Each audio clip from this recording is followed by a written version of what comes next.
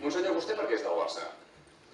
Mira, jo he anat escoltant el que deien aquí i em sembla que sóc el més barcelonista de tots. Perquè em sembla que ja era barcelonista abans de néixer.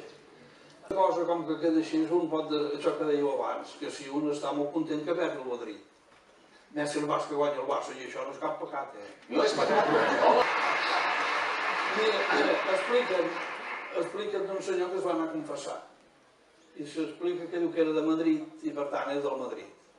Es pot explicar de tots els equips això, però ho explica del Madrid. I va dir, padre, diu, soy del Madrid. Diu, no, esto no es ningún pecado, esto es una desgracia.